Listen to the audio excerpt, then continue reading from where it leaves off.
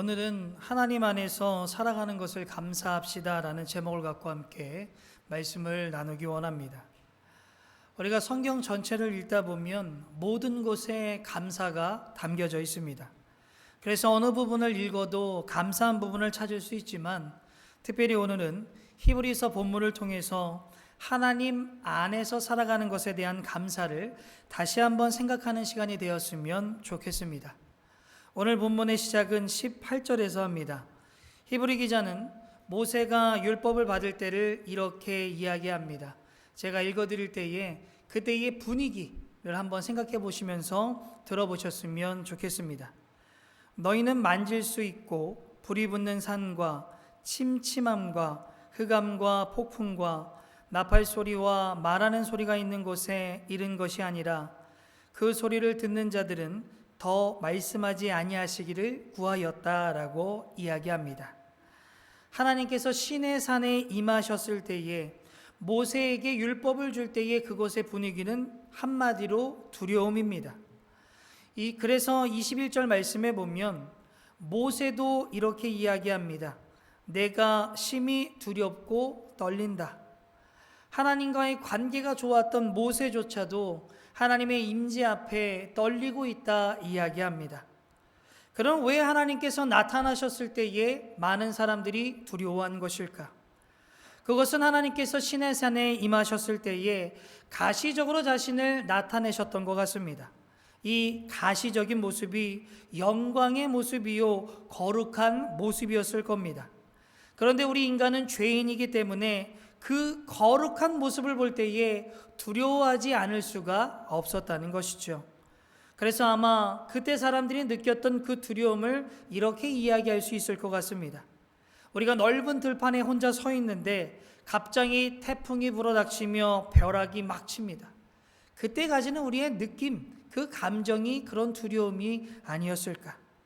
특별히 나는 죄가 많아서 천벌을 받아도 괜찮다라고 생각하는 분들이 실제로 안 좋은 일들이 생겼을 때에 느끼는 그 두려움, 그것과 비슷하지 않을까 생각을 합니다. 구약에서 나타나는 그 하나님은 이렇게 율법을 받을 때뿐만이 아니라 구약 전체를 보았을 때에 느껴지는 분위기, 바로 두려움의 하나님입니다. 그런데 그것이 신약으로 넘어오게 되면 갑자기 하나님이 달라지게 되죠. 우리 하나님은 용서가 많으신 하나님입니다. 사랑이 너무나 많으시고 자상하시며 너무나 따뜻한 하나님을 신약에서 만나게 됩니다.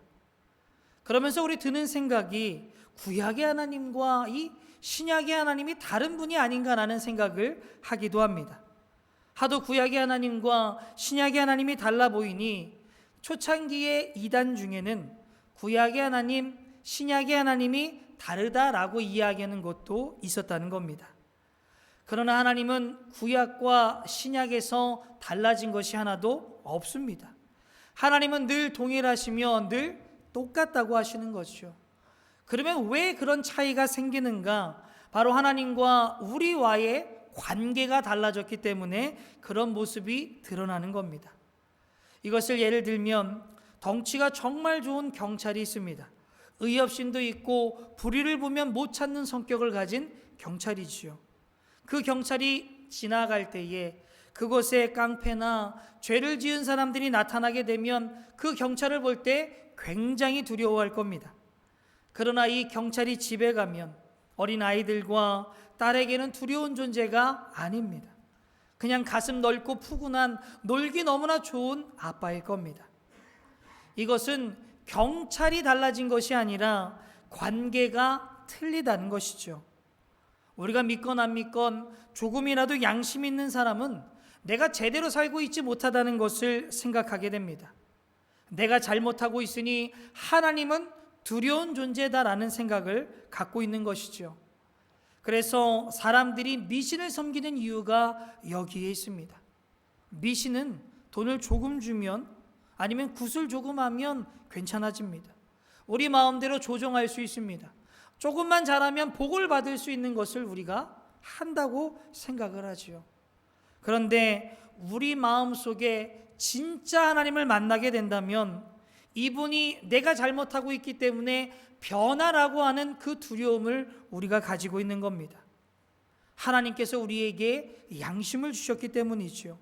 내가 바르게 살고 있지 않다는 것을 알고 있는 겁니다. 그래서 하나님 자체가 너무나 두려운 것이죠. 그러면 이 두려운 하나님이 사랑의 하나님이 되기 위해선 우리와 하나님과의 관계가 바뀌어야 됩니다. 바로 친밀한 관계가 되었을 때에 두려운 것이 아니라 사랑, 좋고 따뜻하고 자상한 하나님으로 변화될 수 있다는 겁니다. 그 관계의 변화의 핵심은 자녀가 되는 겁니다. 우리가 하나님과의 자녀가 될 때에 그 모든 것이 변하게 되죠. 그러면 우리가 어떻게 해야 하나님의 자녀가 될 수 있습니까? 우리가 너무나 잘 알고 있는 말씀, 요한복음 1장 12절 말씀 함께 읽겠습니다. 영접하는 자 곧 그 이름을 믿는 자들에게는 하나님의 자녀가 되는 권세를 주셨으니. 아멘. 우리가 예수님을 주님으로 영접할 때에 우리는 하나님의 자녀가 됩니다. 하나님의 자녀가 되니 우리 아빠가 그 다음부터는 두려운 분이 아닌 게 되는 것이죠. 그래서 우리가 구원의 확신을 갖는 것이 너무나 중요합니다. 구원의 확신이 있어야 하나님을 두려워하지 않을 수 있다는 겁니다. 분명히 구원의 확신이 우리를 구원하는 것은 아닙니다. 어떤 사람은 구원을 받았음에도 불구하고 확신이 없는 분이 있습니다. 그런데 드문 예지만 구원을 받지 못했는데 자신이 구원을 받았다고 생각하는 확신이 있는 분들도 만나게 됩니다. 그러면 이 구원의 확신이라는 것이 절대적인 것은 아니지만 왜 있어야 하는가? 왜 우리는 구원의 확신을 가지고 살아가야 하는가? 그것은 구원의 확신이 우리로 하여금 하나님의 자녀라는 확신을 갖게 한다는 겁니다. 구원의 확신이 없으면 내가 하나님의 자녀라는 그 확신이 없다는 것이죠. 그러다 보니 내가 하나님의 자녀라는 것이 희박합니다. 확신이 없습니다. 그러니 하나님 만나면 불안합니다. 두렵고 죄송합니다. 하나님이 편하지 않으니 기도하기가 너무나 껄끄럽게 되죠. 성경을 읽어도 머릿속에 들어오지 않고 신앙생활할 때에 순종하라고 이야기하는 것 다 부담이요, 다 짐처럼 느껴지게 됩니다. 왜 그렇습니까? 우리 안에 구원의 확신이 없기 때문입니다. 우리의 하나님이 사랑의 하나님이라는 그분의 자녀라는 확신이 우리에게 없기 때문이죠. 그러면 하나님이 나를 사랑하는 분이 아니기 때문에 자연스럽게 하나님은 두려운 분이 됩니다. 하나님을 무서워할 수밖에 없다는 겁니다. 그런데 우리가 하나님을 믿고 예수님을 영접하게 될 때에 그분들이 그럼에도 불구하고 나는 아직도 하나님을 두려워한다는 분들, 그렇게 계속 지속되는 이유는 하나님에 대해서 잘 몰라서 그렇습니다. 우리가 하나님을 알면 알수록 참 사랑스러운 분입니다. 우리가 하나님을 알면 알수록 너무나 좋은 분이죠. 좋아하지 않고는 배길 수 없는 분이 우리가 믿고 있는 하나님입니다. 그런데 우리가 하나님에 대한 두려움으로 구원의 확신 없이 나아가다 보면 우리가 가진 고정관념이 깨어지지 않습니다. 그냥 그대로 살아가는 것이죠. 그래서 우리에게 필요한 것이 바로 성경 공부입니다. 예수님을 영접했지만 하나님을 알아가지 않으면 그 예전에 쌓였던 두려움이 계속해서 우리를 감싸 안는 겁니다. 그래서 우리는 성경 공부를 통해서 하나님이 정말 어떤 분이다, 하나님께서 나에게 이런 존재이다, 하나님과 나와의 관계가 이것을 통해서 친밀해질 수 있다는 것을 공부함을 통해서 하나님에 대해서 알아가고 하나님에 대해서 신뢰가 쌓여가고 하나님에 대한 사랑이 정말로 깊이 깨달아질 수 있습니다. 그래서 교회에서 하는 성경 공부에 참여해서 하나님을 깊이 알아가는 저와 여러분이 되기를 주님의 이름으로 소망합니다. 우리가 하나님에 대한 두려움을 느끼는 또 하나의 이유는 우리 안의 사랑의 결핍 때문에 그렇습니다. 요엘일서 4장 18절 말씀에 보면 이렇게 이야기합니다. 사랑 안에 두려움이 없고 온전한 사랑이 두려움을 쫓아낸다. 두려움에는 형벌이 있고 두려워하는 자는 사랑 안에서 온전히 이루지 못한다 이야기합니다. 아직도 하나님에 대한 두려운 생각을 떨쳐버리지 못하는 분들이 있다면 하나님을 점점 더 깊이 아실 때에, 하나님과의 관계가 더 친밀할 때에 우리의 두려움은 사랑으로 변하게 될 줄로 믿습니다. 하나님 한마디만 부르기만 해도 가슴 뛰는 그때로 돌아갈 줄로 믿습니다. 우리가 한참 하나님을 사랑했을 때를 생각해 보시기를 바랍니다. 그냥 하나님이라고 부르기만 해도 감사하고 눈물이 난 적이 있지 않습니까? 하나님을 깊이 아셔서 하나님이 여러분에게 귀한 분, 이분은 내가 신뢰할 수 있고 의지할 수 있는 분이다. 나를 향하신 이분의 뜻은 정말로 선하고 이분은 나를 잘 되기를 원하시는 분이구나. 정말 이런 확신 가운데 하나님의 사랑을 느끼고 하나님의 사랑을 정말로 깨닫고 나아감으로 늘 감사하며 나아가는 저와 여러분이 되기를 주님의 이름으로 소망합니다. 어떤 사람은 하나님에 대한 두려운 문제를 가지고 있는 사람들이 있습니다. 그러나 그 반대로 하나님을 우습게 생각하는 사람들도 있다는 겁니다. 교회를 참 다닌 분들 중에 이런 생각을 하는 분들이 있습니다. 예수님을 영접했고 우리가 구원의 확신이 있지만 세상 사람들과 똑같이 살아가는 분들이 있습니다. 그러면 왜 이분들이 이렇게 살아가는가? 그들은 하나님의 사랑에만 초점을 맞추며 신앙생활을 하기 때문입니다. 그들이 잊어먹은 것이 있습니다. 바로 하나님의 거룩함, 하나님의 의로우심을 잊으며 살아왔다는 것이죠. 그렇다 보니 하나님이 내가 뭐를 해도 그냥 오냐 하면서 넘어갈 거라는 생각을 가지고 있습니다. 그래서 하나님께 죄를 고백하면 용서할 줄을 알고 있으니 죄짓고 회개하면 된다는 생각을 갖습니다. 어떤 사람은 이거보다 더 나아갑니다. 내가 죄를 지을 거니까 회개를 하고 죄를 짓는 사람들도 있음을 봅니다. 이 사람들은 하나님이 사랑한다는 것에만 초점을 맞춥니다. 그래서 하나님께서 어떻게 지옥을 사랑하는 자들에게 줄 수 있냐고 지옥을 부정하는 사람들도 있죠. 그런데 이분들은 사랑에만 초점을 맞추는 겁니다. 하나님은 거룩하시고 의로운 분이라는 것을 우리가 잊지 않기를 소망합니다. 이런 사랑에만 초점을 맞추면 하나님을 우습게 여깁니다. 하나님을 우습게 여기면 하나님의 말씀에 불순종하며 살아가게 된다는 것이죠. 그 예가 이스라엘 백성 아닙니까? 이스라엘 백성은 많은 기적을 통해서 애굽에서 탈출하게 됩니다. 홍해가 갈라지는 기적을 통해서 광야로 들어오게 되죠. 이 광야에서도 수많은 기적을 일으킵니다. 체험합니다. 그러면서 앞으로 나아가게 되죠.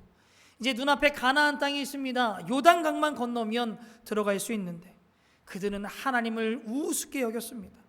결국 그들은 광야에서 40년을 살다가 2명을 제외하고 싹 다 죽게 되죠. 하나님은 사랑이시면서 거룩하고 의로우신 분입니다. 우리는 절대 하나님을 가볍게 여기지 마시길 바랍니다. 그래서 하나님과 우리의 관계를 한 단어로 표현하면 경애라고 생각을 합니다. 경애입니다. 경애는 존경하다의 경자와 사랑할 애자입니다. 이게 합쳐진 단어죠. 하나님에 대해서 우리는 사랑하며 존경해야 한다는 겁니다. 이 존경한다는 말을 다른 말로 바꾸면 저는 건강한 두려움이라는 생각을 하게 됩니다. 우리가 하나님을 생각할 때에 그냥 옆집에 있는 마음씨 좋은 할아버지라고 생각하지 않으시길 바랍니다. 분명히 하나님께서는 당신의 외아들을 줄 정도로 우리를 사랑하고 계십니다. 그러나 그 사랑과 하나님은 우리에 대한 기대가 있다는 것이죠. 그 기대는 우리가 잘 되기를 원하시는 겁니다. 잘못된 길로 갈 때에 꾸짖으십니다. 왜? 좋은 길로 가야 되니까요. 안 들으면 회초리로 매를 때리시는 분입니다. 하나님은 경외할 대상이라는 것이죠. 만약 우리에게 이런 경외가 없다면, 건강한 두려움이 없다면, 사랑만 강조하게 되면 하나님을 우습게 여깁니다. 우습게 여기면 불순종하게 되고 우리는 그 불순종의 끝을 너무나 잘 알고 있습니다. 당연히 안 좋습니다. 그래서 오늘 본문 25절에 이렇게 이야기하죠. 너희는 삼가 말씀하신 일을 거역하지 말라. 땅에서 경고하신 일을 거역한 그들이 피하지 못한다고 합니다. 땅에서 경고하신 이는 모세의 뜻을 거역했을 때를 이야기하는 겁니다. 그래서 말씀을 이어서 보면 하물며 하늘로부터 경고하신 이를 배반하는 우리일까 보냐라고 이야기합니다. 하늘로부터 경고하신 이는 예수님을 의미합니다. 우리가 오늘 읽었던 히브리서는 유대인으로서 예수님을 믿다가 핍박이 닥치니까 그 믿음이 흔들리는 자들을 위해서 쓴 편지입니다. 그 당시에 믿음이 흔들렸던 유대인들 마음에 이런 생각이 있었을 겁니다.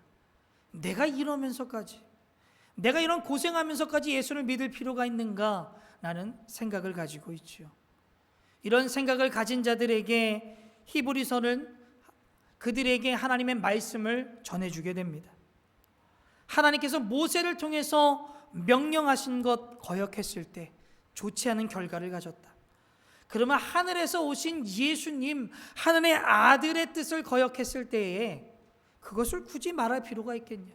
니네가 어떤 결과가 오는지를 알 줄 믿는다라고 이야기하는 겁니다.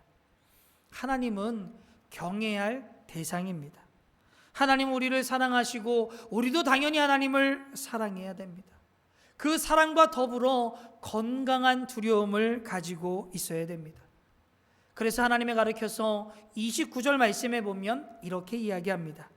우리 하나님은 소멸하는 불이다라고 이야기하죠. 우리가 불이라고 하는 것은 조심히 다루어야 합니다. 불은 어두운 것을 밝힙니다. 불은 온기를 줍니다. 불은 음식을 만들고 금식을 제공합니다. 금속을 녹이고 재련을 하죠. 그런데 우리가 불을 잘못 사용하면 아이들의 손이 데이게 합니다. 또한 집 한 채를 그냥 순식간에 없앨 수도 있습니다. 하나님은 소멸하는 불이십니다. 하나님은 경외할 대상이라는 것이죠. 사랑과 거룩을 갖추신 분이기에 우리는 그분을 경외하시길 바랍니다. 그분을 우습게 여기면 그 결과는 파멸과 멸망이라는 겁니다. 우리가 불타는 집을 한번 생각해 보시죠. 그때에 건물이 불이 타게 되면 외장재가 타고 그 안에 기둥이 타고 또한 금속으로 된 게 구부러지면서 그 집이 주저앉을 겁니다. 그런데 이 불타는 집 앞에 우리가 안경을 쓰는 겁니다. 그 불꽃이 안 보이는 안경을 딱 쓰면 그 집을 볼 때에 이상할 겁니다. 그냥 외장재가 떨어집니다. 그리고 기둥이 그냥 구부러지고요. 파이프가 구부러지면서 그 집이 주저앉게 되죠. 불길이 안 보이는 안경을 쓰면 이상합니다. 그러나 그 안경을 벗을 때에 이것이 불길 때문에 무너지고 있구나라는 것을 우리가 알 수 있습니다. 우리의 삶의 문제, 가정도 나라도 하나님을 무시할 때에, 불순종했을 때에 파괴와 황폐함이 오게 됩니다. 내 삶의 황폐함이 시작되고 있다면, 내 가정에 뭔가의 황폐함이 오고 있다면, 우리의 삶에 뭔가의 문제, 우리 공동체에 어떠한 삶의 문제들이 생겼을 때에 그것은 하나님이 안 계셔서 그렇습니다. 지금 우리가 그것에 안 보이는 안경을 써서 그런 것이지, 하나님의 은혜, 우리가 하나님을 깊이 알아갈 때에 그 안경이 벗겨지며 그 모든 것을 우리가 알 수 있습니다. 특별히 오랜 신앙생활 하신 분들 가운데 이런 파괴와 황폐함을 맛보는 분이 계시다면 하나님 무시해서 그렇습니다. 하나님 말씀하셨는데 그것에 순종하지 않았기 때문에 그런 사건이 나타나는 겁니다. 문제의 해결을 하나님과의 관계 가운데 찾으시길 바랍니다. 괜한 곳에 가서 그곳에서 해답을 찾지 마시길 바랍니다. 정말 내 삶을 바라보시고 정말 그곳에 하나님을 더욱더 의지하며 하나님만을 바라보며 그 파괴의 문제들을 해결하며 나아가시기를 소망합니다. 그래서 내 삶에 문제가 있으면 다시 한번 결단하기를 원합니다. 하나님을 내 삶의 밖으로 밀었다면 다시 한번 그 하나님을 내 안으로 모시길 바랍니다. 우리는 이런 것을 회개라고 이야기하죠. 회개라고 하는 것은 하나님을 무시하고 하나님 말씀에 순종하지 않으면서 밀어냈던 것을 다시 한번 우리의 중심으로 모시고 오는 겁니다. 이런 결단하는 것 회개라고 이야기하죠. 우리 중에 황폐와 파괴를 맛보는 분이 계시다면 함께 회개하고 돌아오셔서 하나님이 주시는 풍요함을 다시 느끼며 감사의 삶을 살아가는 저와 여러분이 되기를 주님의 이름으로 소망합니다. 그러면 그렇게 우리가 하나님께 돌아오면 우리에게 기다리고 있는 것이 무엇인가? 그곳에는 하나님의 임재하심과 하나님의 나라가 있습니다. 오늘 본문 22절 말씀에 보면 너희가 이른 곳은 시온산과 살아계신 하나님의 도성인 하늘의 예루살렘이다라고 이야기합니다. 모세가 율법을 받던 시내산과 성전에 있던 시온산을 비교하고 있습니다. 그런데 여기서 이야기하는 시온산은 지리적인 위치, 예루살렘에 있는 시온산이 아니죠. 영적인 하나님의 임재함을 의미하고 있는 겁니다. 그곳에 우리는 이르러야 한다 말씀합니다. 이 이른다의 원어 뜻을 찾아보면 물리적으로 가는 것뿐만이 아니라 회심의 뜻을 가지고 있습니다. 내가 회심하고 하나님께 돌아오면 그 자리에 하나님의 임재하심, 하나님의 은혜를 경험할 수 있다는 것이죠. 그러면 우리가 걷고 있는 파괴, 황폐함 면할 수 있습니다. 그 자리가 바로 하나님의 풍요함과 하나님의 기쁨과 하나님의 행복을 누릴 수 있는 자리임을 믿습니다. 그래서 히브리 기자는 히브리서 4장 16절에 이렇게 이야기합니다. 우리 함께 읽겠습니다. 그러므로 우리는 긍휼하심을 받고 때를 따라 돕는 은혜를 얻기 위하여 은혜의 보좌 앞에 담대히 나아갈 것이니라. 아멘. 옛날의 하나님은 두려운 하나님입니다. 이제는 우리가 하나님의 자녀가 되고 특별히 회개하고 하나님 앞으로 나아오면 우리 하나님은 이제 자비가 많으신 하나님입니다. 은혜를 베푸시는 하나님, 도움을 청할 때에 따지지도 묻지도 않고 우리에게 필요한 것을 도와주시는 분. 우리가 손을 펼쳐서 능력이 필요할 때 능력을 주시고 지혜가 필요할 때 지혜가 주시는 그 하나님. 그 하나님이 우리와 함께합니다. 하나님 안에서 누리는 것이 바로 특권이죠. 옛날에는 하나님을 만나기 위해 특정 장소에 갔어야 됐습니다. 특정 장소에 가도 아무나 못 만납니다. 대제사장만이 만납니다. 대제사장도 아무 때나 못 만납니다. 1년에 딱 한 번 만납니다. 근데 그 만남의 자리는 자기가 조금이라도 잘못하면 죽을 수 있기에 즐거움의 자리, 행복의 자리, 사랑의 자리가 아니라 두려움의 자리였습니다. 그러나 우리는 영적인 예루살렘, 천국이 멀리 있는 것이 아니라 가까이 있습니다. 하나님이 멀리 계신 것이 아니라 우리와 더불어 계십니다.